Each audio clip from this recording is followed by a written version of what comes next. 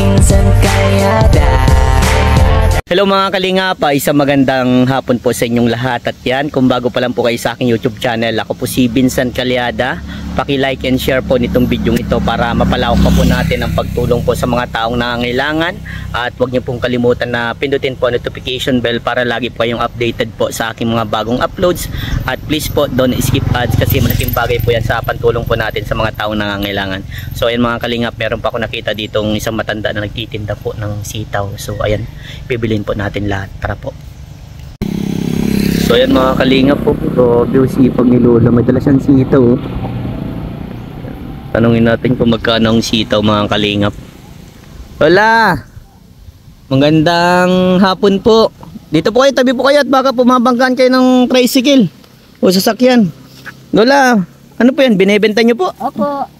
Magkano pang ganyan? 20 po isang tali. Madami pa ano Lola, hindi po ba naubos? Hindi po. Nagkain na po kayo? Hindi pa po. Tara at makain tayo Lola para mabusog ka po. At after natin magkain Lola, punta tayo dun sa bahay ninyo. Okay lang po ba? Pakahiya po sa bahay. Maliit-liit. Maliit-liit po ang bahay ninyo. So ayan, puntahan natin Lola ha. After natin magkain. Tara po. Yan po Lola ang bahay nyo po. Opo. Tara Lola, punta po tayo. Lola, baka mangangat itong mga Doberman mo. Grabe ang bahay ni Lola. Ganun po ang bahay ko talaga.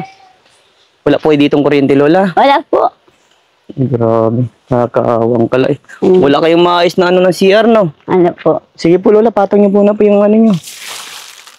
Grabe. Pagod. Ayan po talaga. Hindi po natin silipin Lola. Pwede po kayo. Pasensya po. Tingnan mo talaga ang tsura oh. Hindi nag-ayos yung mga alaga ko. Grabe. Sira ng mga kalingap. Kanilang bahay, walang maayos na ano.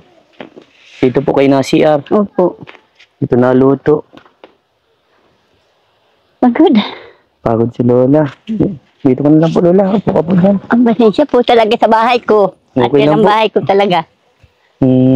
Walang ano ay. Walang maayos na tirahan po. Opo. So, ayan Lola Lourdes, grabe pala po ang sitwasyon ng bahay ninyo, ano? Nakakadurog ng puso. Ilan taon pong kasama nyo dito? Ayun pong kasama ko yun. May kasama naman po ko ng binata kaya. Bira naman po. Bira. Diba? So, kamusta po Nanay Lourdes ang buhay nyo po dito? Ayos naman po. Araw-araw naman ba ako nakikita kahit kaunti. Nagtitinda ka po? O tinda kami. Minsan po nagtutulong pagluto. Parang may pambili ng Pang-uwi po. bigas. Ilan taon ka na po Nanay Lourdes? 67 na po ako. 67. Nanay Lourdes, okay lang po ba na itong video ito ay lumabas po sa YouTube, sa social media dahil dito ako kumukuha ng pantulong po? Okay lang po? Opo. So, magkano pong kinikita nyo araw-araw? Hindi po parehas. Minsan may 250, may 150, 200, ganun. Pinakamababa nyo pong kinikita? 150, ganun. 150. Tapos pinagkakasya mo na po yung Opo. Lola sa mga anak nyo. Isang mabili yung pang-saing. Opo. Yung pang-ilaw namin. Pang-ilaw? May kuryente kayo dito? Wala po.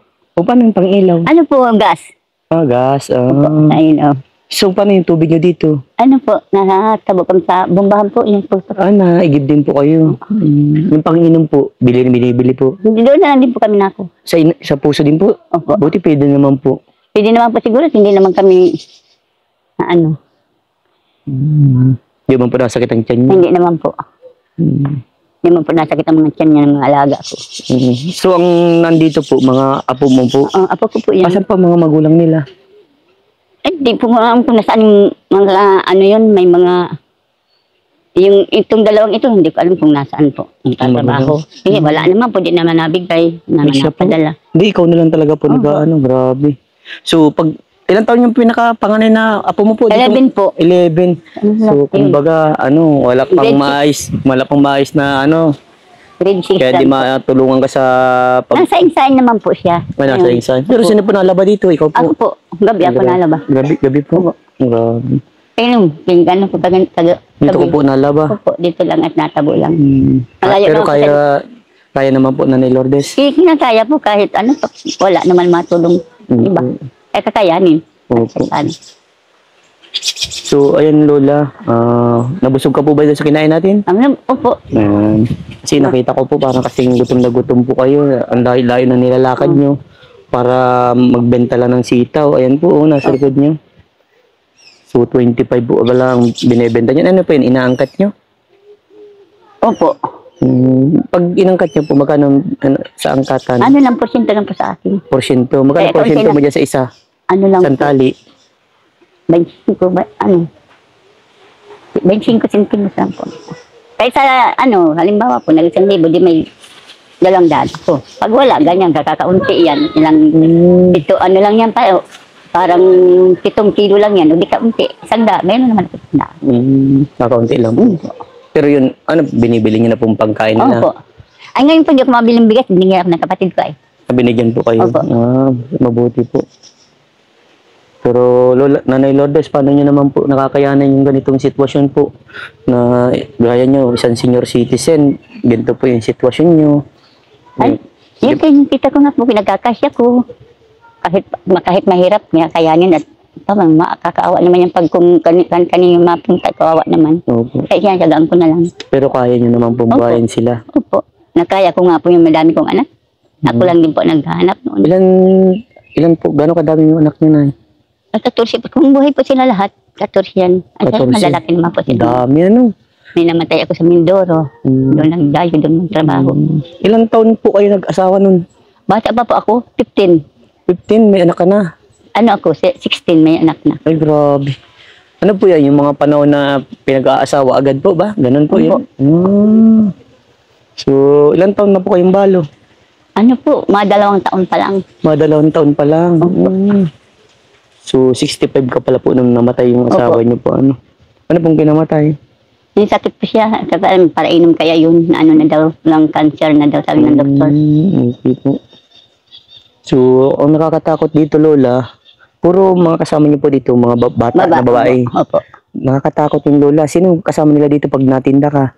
Sila lang po 3. Minsan, darating nga po yan, mga anak kong iba. Napunta mo po din na bisita po. So, ang kinakatakot ko lang, Lola, wala sila ditong kasamang matanda. Paano kung pasukin na lang po ng hindi natin inaasahan, Lola? Kawawa sila dyan. Siguro pag-araw, wala naman. Pag-gabi lang po ang Kaya pag-gabi naman po, iniiwan ko siya doon sa namatayin po yung anak kong nabalo. Iniiwan niyo po yung 3 mga bata. Ikaw lang po mag-isa dito? Yun po. Hindi, mas mahirap, Lola, pag ikaw yung dyan, pinasok dyan. Wala naman po siguro na makikialam sa akin. Sa bagay, busong na yung Lola, ano? Po. Kasi pag mga ganyan, grabe naman yan. Makikita naman nila kung anong tsura ko. Pero nabilib ako sa Lola dahil napakasipag mo po. Hindi ka nagsap na? Hindi pa daw nasaing, kawawa. Catherine! Hindi daw kayo nagsaing! Di ka pa nakain, bibi? Wawa man, di pa daw Ba't hindi ka nagsaing? Kung walang lang namin. Hindi daw kayo nagsap na? Nagkakan ka baga daw? Hindi daw ka ba nagsap na? Nagsabi na so kapag nakikita ko ng pulis na Tinawag nga magkatong ka mong pulis, Bibi. Binigyan daw po sila na Pulis daw. astig. Salamat din sa pulis na nagbigay. Binili yung pagkain. Ay, very good. Tama yan. So, may nabigay-bigay man po pala sa inyo, Lola. Masarap sa pakiramdam yung mga ganyang tao na nabigay po ng ganyang biyaya. Diba? Ang dami-dami mo ditong kasama, Lola, ng mga bata. Yan na lang po at ang libangan nyo, Lola. Opo, siya na lang. Yung mga anak naman po yan, namatay po baga. Yan, mga babae. Opo. Puro babae. Opo. Isa naman po ang lalaki niyan. Panganay. Opo. Sino po nahimay nung iba niyang sitaw, Lola? Ikaw po nahimay? Opo, nindong ko hinimay sa kinukunan ko. At sayang naman po pag hindi ininimay. Ng bahog sa baboy. Wala kayong sariling pintuan dito? Ano, Lola? Wala po. Grabe. Sira-sira na nga po. Delikado talaga yan, Lola. Pag ganyan. Open na open. Diyan ka po natutulog dyan, Lola. Ano po sapin mo? Ang kumot lang po. Kumot lang. Hindi mo sinampa yun. Basa pa yun. Bakit iniian? Hindi po, linaban ko po. Ah, siya po. So, lagi lang kayo dito, Lola, mag-iingat, ano? Oo. Hmm. Siguro, marunong na po nasa itaas. Opo. Sila lang po ang nagbabantay siguro sa amin. Opo. Lola, di ba nasabi niyo pong ano, yung sitaw ay 25 pesos Opo. ang isa. Opo. Eh, uubusin ko na yan, Lola. Magkano yung lahat? Salamat po. Ano lang po ito yata? Alam, kaya yata pa ito. Sige po, Lola, bilangin mo po.